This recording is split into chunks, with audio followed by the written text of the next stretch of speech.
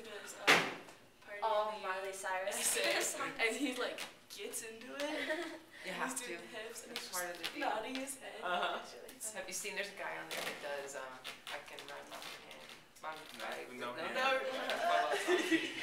And there's like 4 different versions, and it's really interesting to watch all 4 of them because the first guy that I watched was really ASL, and you hardly see any of the actual English words going on. Like he's just doing the meaning, and then they become more and more English, and it's great to watch how those different systems work. Are you familiar with how that is set?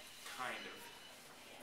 Because American Sign Language is its own language, and it has different grammar and different syntax and different rules altogether. Isn't American Sign Language more like translating what you would get to mean, like when it comes to songs and stuff?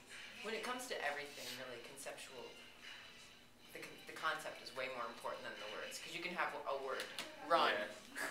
So how are you going to assign run? Well, that's one run. What if your engine is running?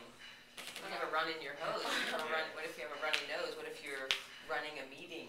Or there's running a machine. There's all different kinds of things. So you always have to be thinking as you're assigning things that you're not just going run when you're talking about an engine, because somebody will go, that's up and going. Yeah.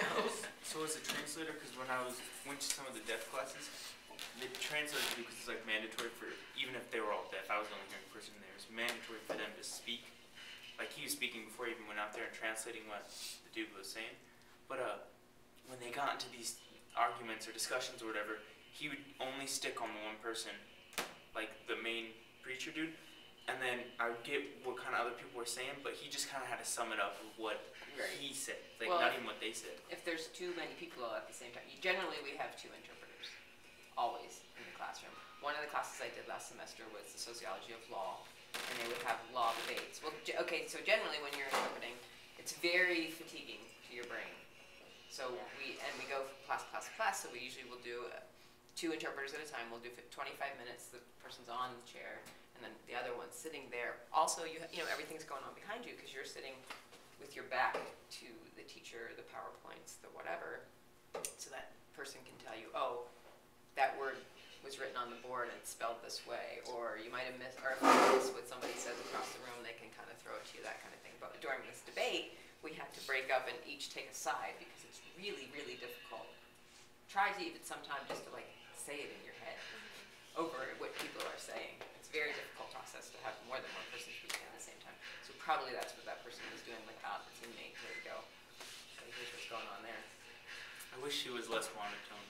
If I become one, I want to become like you. When you I am not monotone, dude. It's really difficult to think anything and not have it pop up on my face. I can get you in trouble sometimes, though. Really? Well, so you're not always thinking the best stuff.